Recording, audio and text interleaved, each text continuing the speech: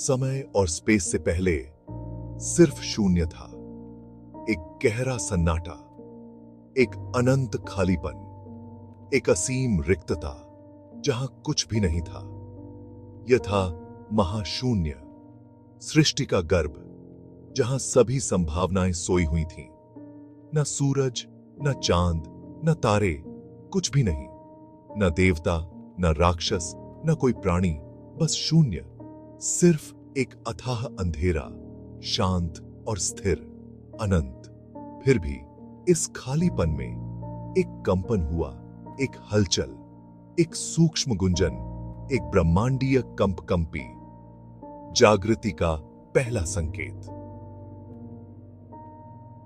महाशून्य के हृदय से एक प्रकाश उभरने लगा, एक नई शुरुआत। प्रकाश बढ़ता गया, एक दीप्तिमान स्तंभ बन गया। यह सभी दिशाओं में असीम रूप से फैला हुआ था, अंधेरे को भेदता हुआ। इसका कोई आरंभ नहीं था, कोई अंत नहीं था।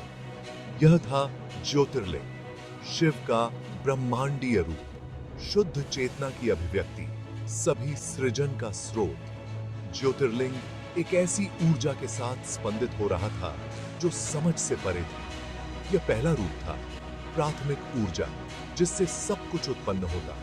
दो प्राणी चमक से आकर्षित होकर ज्योतिर्लिंग के पास पहुंचे। ब्रह्मा निर्माता और विष्णु पालनहार ब्रह्मांड में जाग चुके थे। चार सिरों वाले ब्रह्मा सृजन की शक्ति का प्रतिनिधित्व करते थे।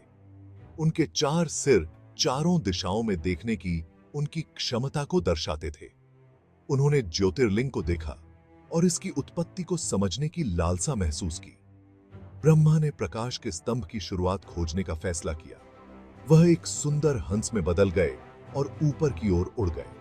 वह आकाश गंगाओं और निहारिकाओं के बीच से गुजरे।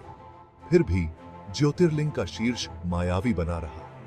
ब्रह्मा थके हुए हो गए, उनके पंख थकावट से भारी हो गए। ब्रह्मा ने अंततः स्वीकार किया कि कुछ रहस्य मानव समझ से परे होते हैं।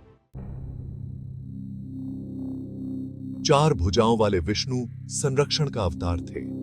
वह भी ज्योतिर्लिंग पर मोहित हो गए थे और इसकी गहराई को समझने के लिए तरस रहे थे। एक शक्तिशाली सुअर का रूप धारण करके विष्णु ब्रह्मांडीय शून्य की गहराई में डूब गए। उन्होंने अस्तित्व की परतों के माध्यम से यात्रा की, अकल्पनीय अजूबों और भयावहता को पीछे छोड़ते हुए। वह युगों तक तैरते रहे। उनकी यात्रा अंतरिक्ष समय के बदलते ताने बाने से चिह्नित थी। फिर भी ज्योतिर्लिंग का आधार पहुंच से बाहर रहा। विष्णु अनुभव से विनम्र होकर हार स्वीकार कर ली। ज्योतिर्लिंग अनंत था, इसका अंत उनकी समझ से परे था। भाग 5, अंतहीन स्तंभ। ब्रह्मा और विष्णु अपने अनुभव से विनम्र होकर जहां से शुरू हुए थे वहीं लौट आए। शिव की अनंत प्रकृति का प्रतीक ज्योतिर्लिंग अविचल खड़ा था। उन्होंने महसूस किया कि प्रकाश का यह स्तंभ केवल एक वस्तु नहीं, बल्कि एक उपस्थिति थी। यह अस्तित्व का सार था, वास्तविकता का ताना बाना। ज्योतिर्लिंग शिव थे, आदि योगी, पहले योगी, सृजन से पहले और विनाश से परे विद्यमान। इस क्षण से ब्रह्मा और विष्णु ने शिव को सर्वोच्च शक्ति, परम वास्तविकता के रूप में पहचाना। वे ब्रह्मांड पर उनके प्रभुत्व को स्वीकार करते हुए उनके भक्त बन गए। भाग 6, सृजन की ध्वनि। ज्योतिर्लिंग स्पंदित हुआ और एक ध्वनि शून्य में गूंज उठी। ओम आदि ध्वनि, वह कंपन जिसने ब्रह्मांड को जन्म दिया। इस ध्वनि से सृजन की प्रक्रिया शुरू हुई। आकाश गंगाएं अस्तित्व में घूमती हुई, तारे प्रज्वलित हुए और ग्रह बने। जीवन उभरा और फला फूला। शिव, सब कुछ का स्रोत, मौन दृष्टा, अचल चालक बना रहा। वह ब्रह्मांडीय नर्तक था, अस्तित्व की लय। ब्रह्मांड शिव की ऊर्जा की अभिव्यक्ति, जीवन के साथ स्पंदित होता था। लेकिन इस सृजन के भीतर ही विनाश का बीज जन्म और मृत्यु का चक्र निहित था। भाग 7, तीसरे नेत्र का अर्थ। शिव ज्योतिर्लिंग से प्रकट हुए, रूप धारण किया। उनके माथे पर उनकी तीसरी आंख, ज्ञान और विनाश की आंख चमक रही थी। यह तीसरा नेत्र भौतिक संसार के भ्रम से परे देखने की शिव की क्षमता का प्रतिनिधित्व करता था। इसमें अज्ञानता और भ्रम का नाश करने की शक्ति थी। जब शिव अपनी तीसरी आंख खोलते हैं तो यह एक युग के अंत, पुराने के विघटन का प्रतीक है, ताकि नए के लिए रास्ता बनाया जा सके। यह हमें याद दिलाता है कि परिवर्तन अपरिहार्य है और यह कि ब्रह्मांड भी स्वयं सृजन और विनाश के चक्रों के अधीन है। भाग 8, सर्प और चंद्रमा।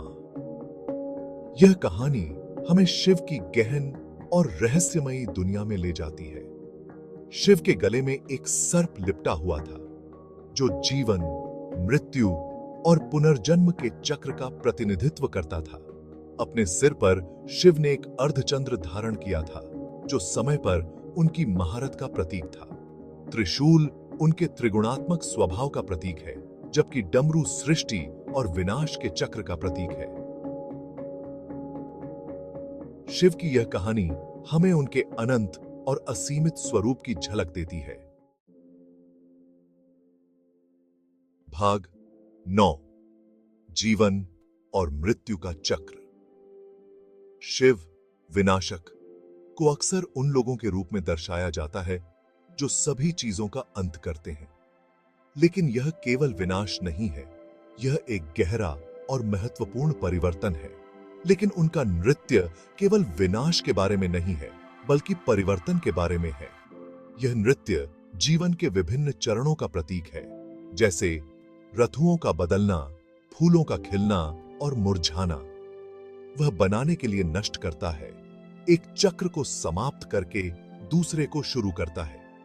यह प्रक्रिया हमें सिखाती है कि हर अंत एक नई शुरुआत का द्वार खोलता है। वह हमें याद दिलाते हैं कि मृत्यु अंत नहीं है, बल्कि एक नई शुरुआत के लिए एक संक्रमण है। जैसे सूर्योदय एक नई सुबह का प्रतीक है, वैसे ही मृत्यु एक नए जीवन का संकेत है। शिव का नृत्य स्वयं जीवन का नृत्य है, सृजन, संरक्षण और विनाश का एक सतत चक्र। यह चक्र हमें जीवन की निरंतरता और उसकी अनंतता का बोध कराता है। वह अस्तित्व के द्वैत, विरोधी ताकतों के बीच संतुलन का प्रतीक है, जो ब्रह्मांड के सामंजस्य को बनाए रखता है। यह संतुलन ही जीवन की स्थिरता और उसकी सुंदरता का आधार है। भाग 10, शिव का प्रेम। यह तो शिव की कहानी की शुरुआत है। तलाशने के लिए बहुत कुछ है। सती के प्रति उनका प्रेम, उनके खोने पर उनका दुख और पार्वती से उनका अंतिम विवाह। शिव के रूप और उनकी कहानी के बारे में आप क्या सोचते हैं? अपने विचार और व्याख्याएं साझा करें। अगले भाग में हम शिव के सती के प्रति गहरे प्रेम में उतरेंगे, एक ऐसा प्रेम जो जीवन और मृत्यु से परे है।